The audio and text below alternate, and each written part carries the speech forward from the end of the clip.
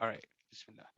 So continuing with the after Nuh alayhi salam, we are going to first do Hud alayhi salam and the rest of the prophets. So if just to kind of orient you, Nuh alayhi salam,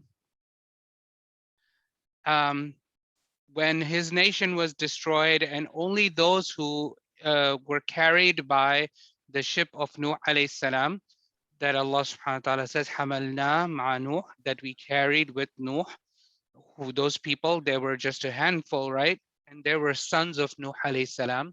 There was Sam and Ham and Yafet. Okay, so from Sam also we had there are two Semite nations that arose essentially. Well, I don't know if there's two, but there's several Semite nations that arose. Semite meaning the sons of Sam. Okay, this is who was the son of Nuh alayhi salam. So out of one of the branches there, okay, came this nation of Hud alayhi salam. Okay, Hud was the name of the actual prophet. And Allah subhanahu wa ta'ala says, وَقُرُونًا بَيْنَ ذَلِكَ كَثِيرًا. And there were many, many, many nations between Hud, between Thamud, and the name of this nation was, I'm sorry, the name of the nation was Ad. Okay, Ad. Let me make this clear. Oh,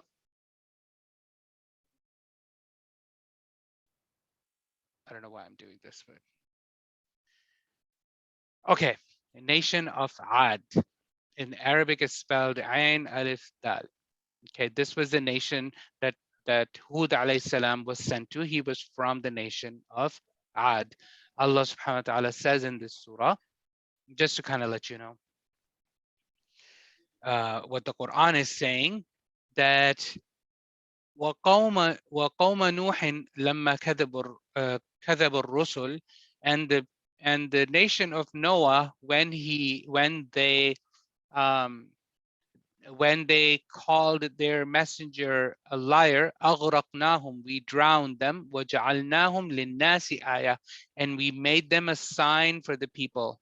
Okay, we made them a sign for the people. وأعتدنا للظالمين عذابا أليما, and we have prepared for the wrongdoers a painful punishment. وعادا وثمود وأصحاب الرس, and basically after them came Ad and Thamud and the people of the well.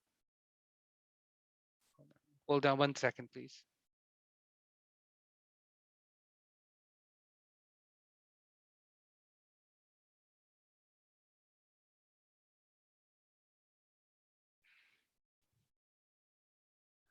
Sorry about the disturbance there.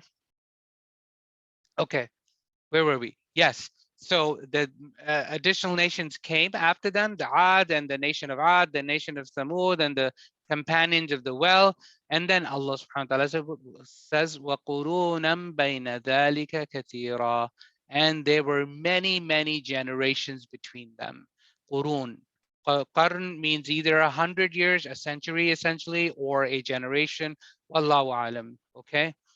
And Allah subhanahu wa ta'ala says, وَكُلًّا ضَرَبْنَا لَهُ الْأَمْثَالِ, and for all of them we presented warnings and examples.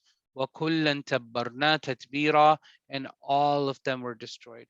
Okay, so there were many, many nations between Nuh alayhi salam and Ad that we don't know. We don't know those messengers. We don't know even the names of those nations. Okay, so there were many, many nations in the middle. Clear? Okay, so this nation, yeah, go ahead. Somebody has a question? Okay. So as you can tell is in this example as well, usually whenever the nation of Ad is mentioned, it's usually mentioned after Nuh alayhi salam. Okay. So as we spoke about the children of Ad, they were the children of Iram, who were the children of Aus and the children of Sam and Nuh, wallahu alam. Okay, this is one of the genealogies, but basically we learned that they came from Nuh alayhi salam, also the sons of Sam. Okay, but there were this only shows like 2 generations or 3 generations. It's not that way. There are many, many generations in the middle, and there's some in another lineage as well. It's not important, okay?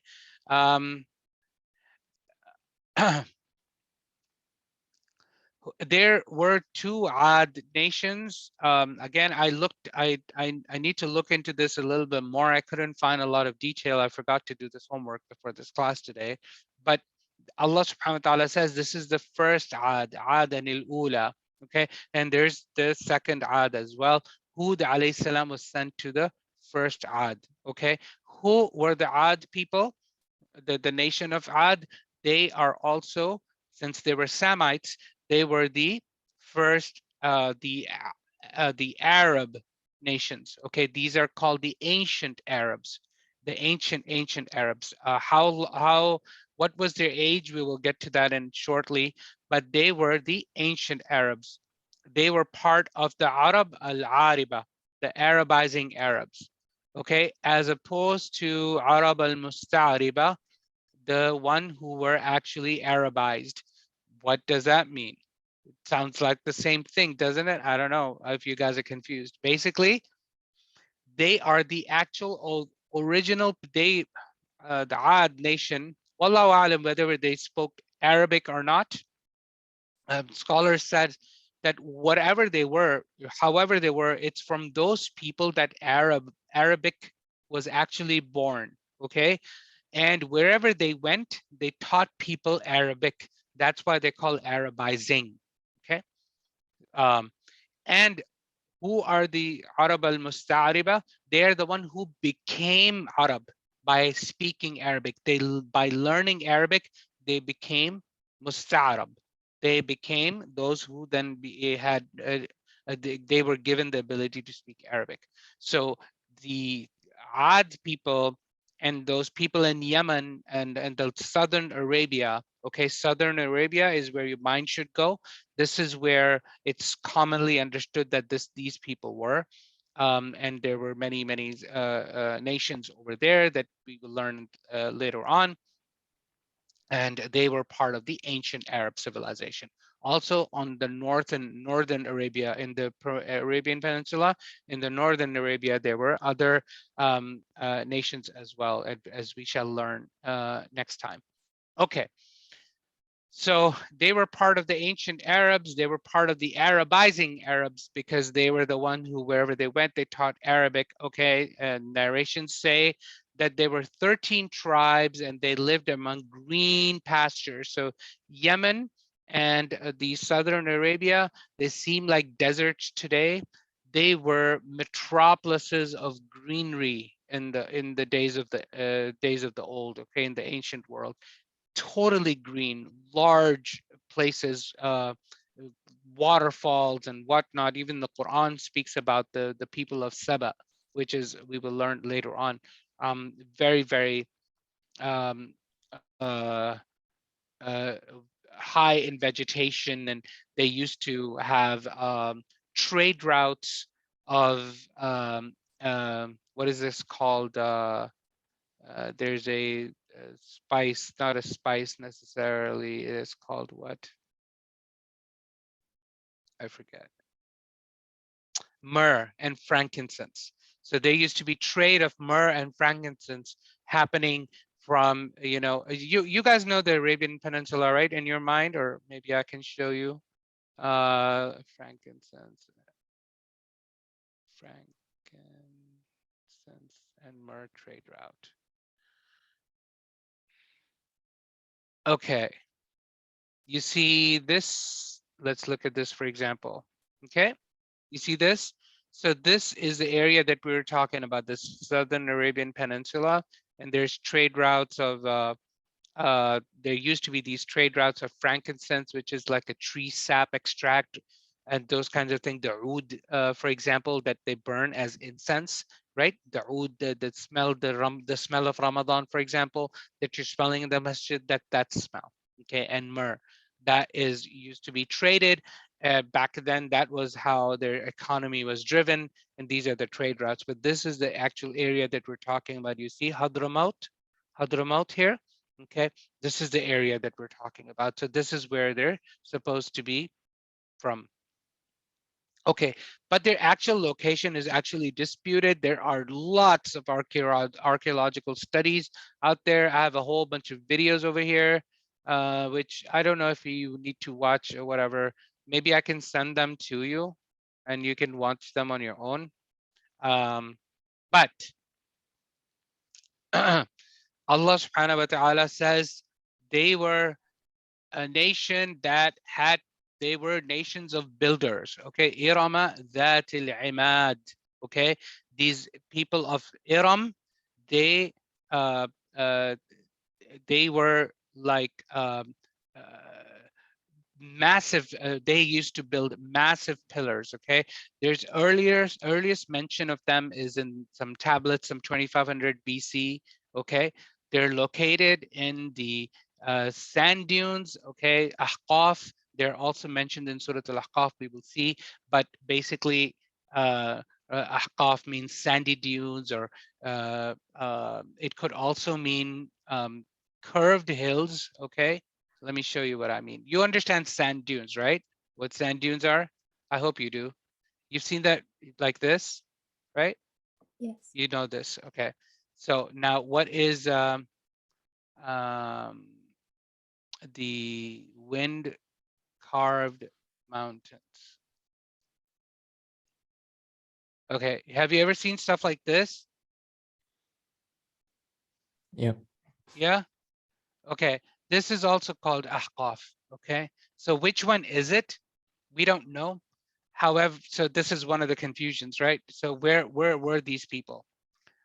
That's the state now. Okay, back then it wasn't like that. It wasn't desert, right? They were in green pastures.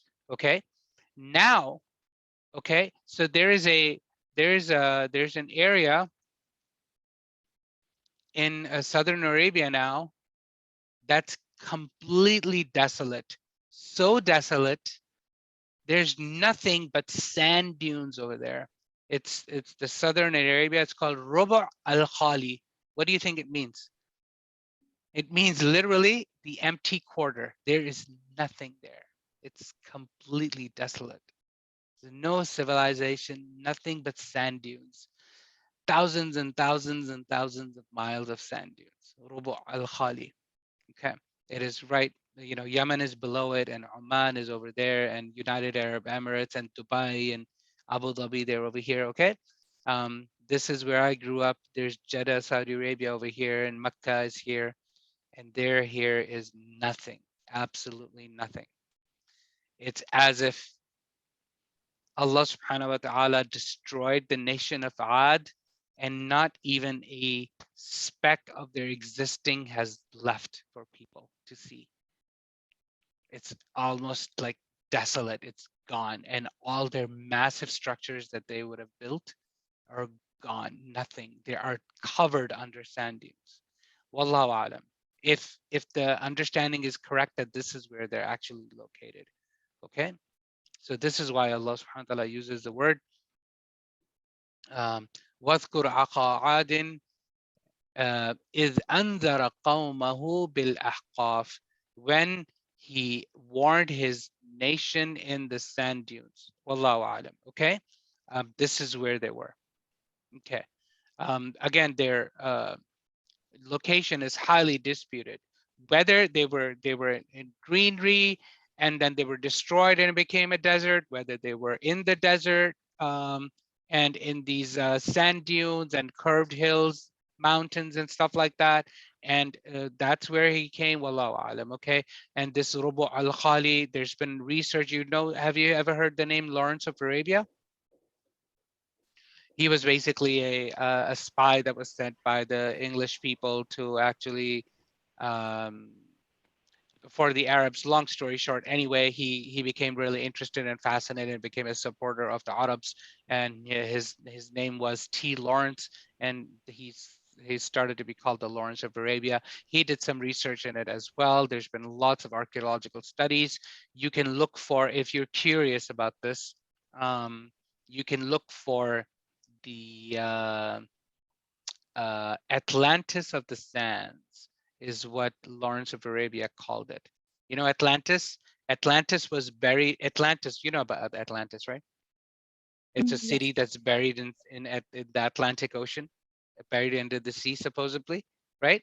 Mm-hmm. That's why it's called. That's why it's called the Atlantic Ocean. Okay, it's because of Atlantis, the city. Okay, this is why we live in Atlanta, right?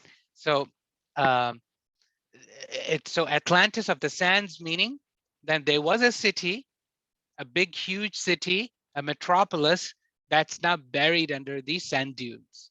So that's why that's what Lawrence of Arabia thought it would be, and that's why it's called Atlantis of the Sands. Anyways, enough on the archaeology. You guys get the idea. Okay, many locations have been claimed for it. Some people think they were in the northern Arabian Peninsula, like in the north area. Some say it's in the south area. Tafasir say they're in the south area, but how would they know? And it's very difficult to know. But anyways, um, we can move on. Okay, and we already talked about their economy, that they were traders of possibly frankincense and myrrh, which didn't happen until 300 BC, which doesn't sound right to me because for me, the nation of Ad are much more ancient, possibly. Wallahu alam, I don't know. I could be wrong. They I could be wrong. Okay. Maybe it's not as old as 2500 BC. I looked into it. I couldn't really find a lot of material in it. I was very interested in it. But anyways, whenever they existed, they were part of the ancient Arab civilizations. Okay. The Arab al-Ariba, the Arabizing Arabs. And we learned that they were builders. Okay, Allah subhanahu wa ta'ala says we will look in these ayat in much more detail later on. So Allah subhanahu wa ta'ala says, alam tara kayfa fa'ala rabbuka bi'ad, didn't you see what Allah did with the Ad nation? Irama dhat al-imad. This is in Surah Al-Fajr, right? Okay, that they were Iram like the Iram of the pillars. Okay, allati lam yukhlaq mithluha fil bilad. They were gigantic. They themselves were a creation that Allah had created, that there was nowhere else on the face of the earth any creation like the creation of Ad. They were extremely powerful, and they were builders. They built elevated structures between valleys. They had long-standing fortresses. They had water reservoirs, reservoirs, and that gathered rain, that elevated homes. Um, anyway, big builders, okay? And everybody was scared of them, around them, right? There's also mentioned of some strongholds and factories that they had built. Wallahu alam, what kind of factories? But they were very ingenious and builders, okay? And then Allah subhanahu wa ta'ala talks about them, that they themselves were extremely strong. Allah subhanahu wa ta'ala says, وَزَادَكُمْ فِي الْخَلْقِ بَسْطًا. And in creation, we gave you a lot of strength, okay? So again, these are tafasir, not sure how true they are, because they're from weaker narrations, but they were giants, according to this narration, 60 to 100 cubits in height. Wallahu alam. Cubits is this length of a forearm, okay? They had large cubical heads and eyes and noses like giants and what have you, but they were giants nonetheless. Giants, not as in literally giants, but giants as in a very strength and really big, powerful people. Okay. At least they were that. Okay. And if they were giants, then Allahu alam, we don't know if there's traces. Maybe we will dig up the Robo Al Khali, the sand dunes, right? Nobody can dig them up. It's impossible. You can't look what's under there, what's buried under there. Maybe we'll find the skeletons of these giants. Wallahu alam, we don't know. Okay. But they were extremely large. Okay. They were extremely arrogant. And they said, وَقَالُوا مَنْ أَشَدُّ مِنَّا قُوَّةً. Who is stronger than us? Right? Similar to what uh, I don't know where I was going with that. That something came into my head. وَقَالُوا مَنْ أَشَدُّ مِنَّا قُوَّةً.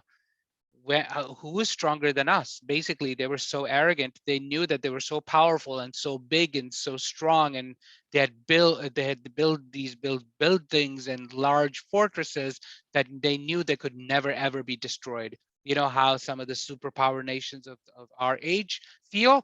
That's how they felt. We are so strong. Okay, they used to terrorize the surrounding areas. Okay, what Allah subhanahu wa ta'ala says, وَإِذَا بَطَشْتُمْ جَبَّارِينَ. Whenever you were in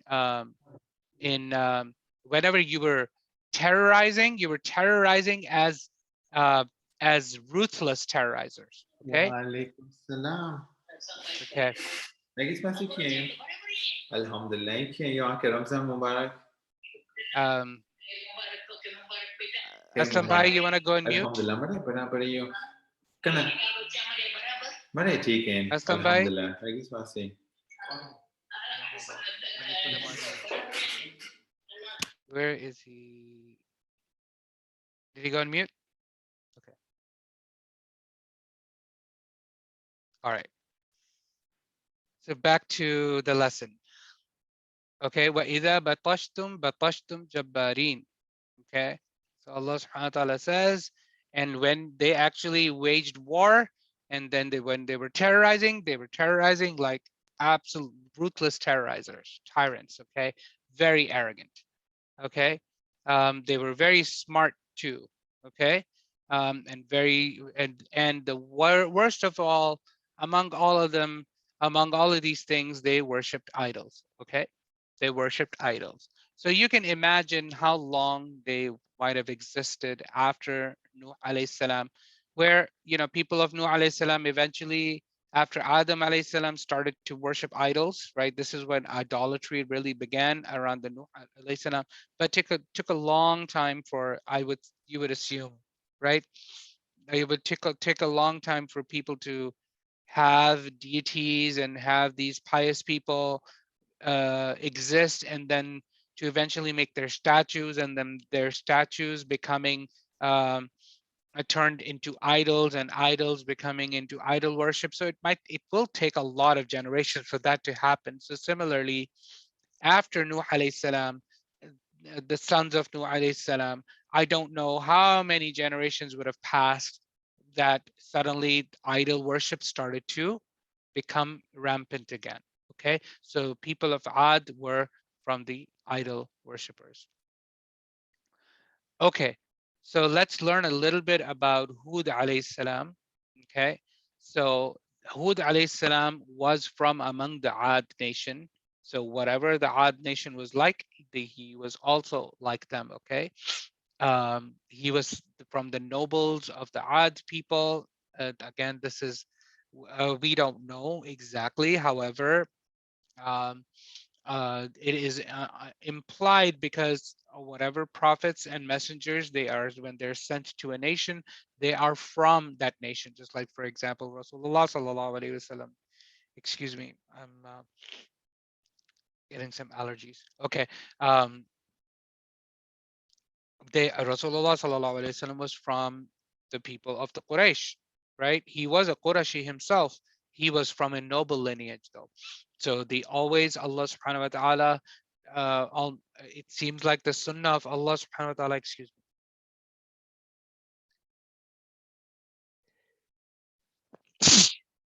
me.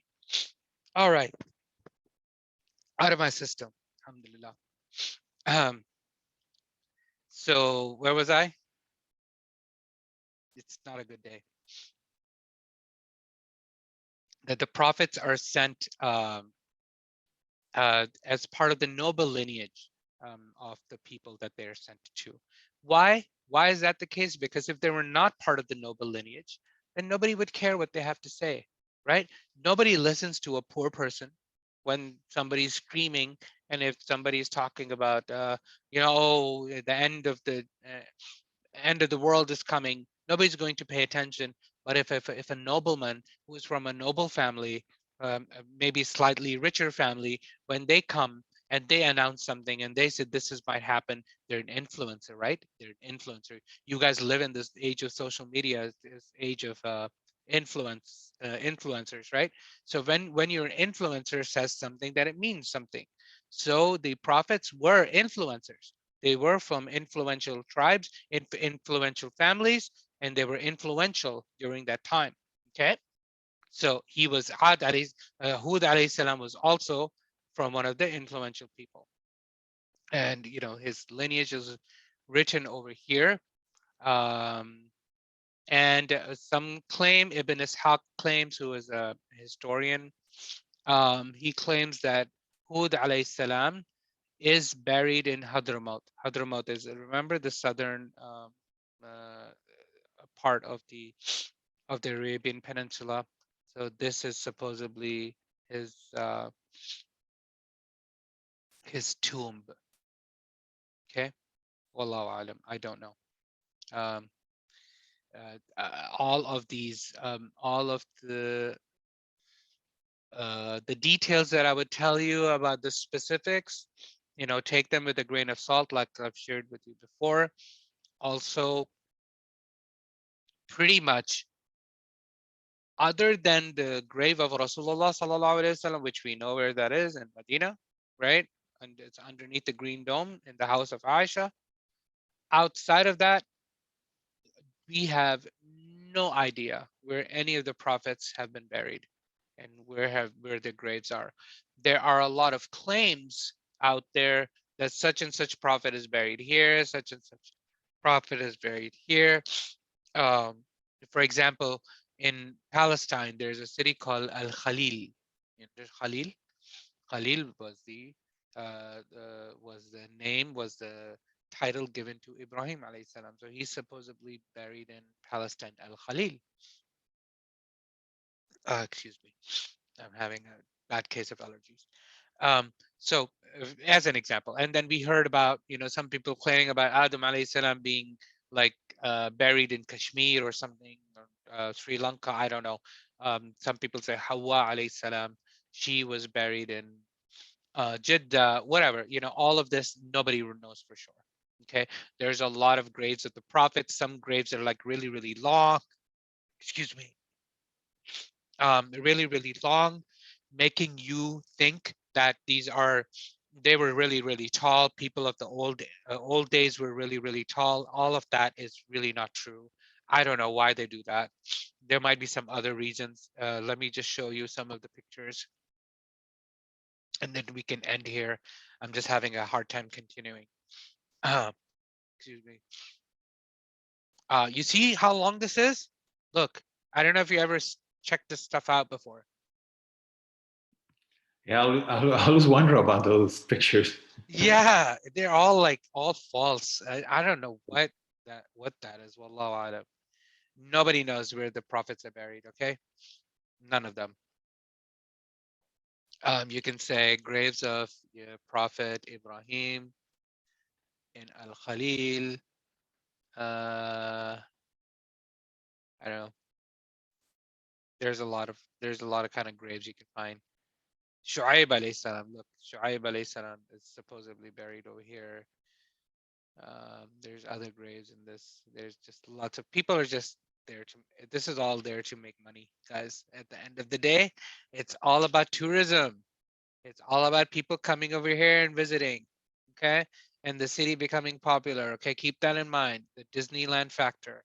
Okay, our deen is not saved from these kinds of things necessarily. Okay, so you will always find just theme park type of approaches and things becoming sensationalized and whatnot and all of that good stuff. So all of this is very, very likely to be true. So always I want you to be not just believe anything you hear, people. Okay, I want you to be thinkers a little bit. Okay, and ask knowledge of people of knowledge, inshallah. Okay.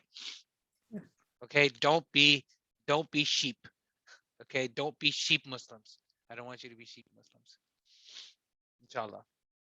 Any questions before we end here? Okay, cool.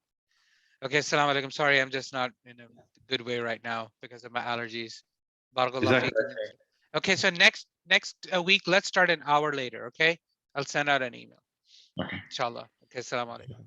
Welcome, Salaam. وعليكم السلام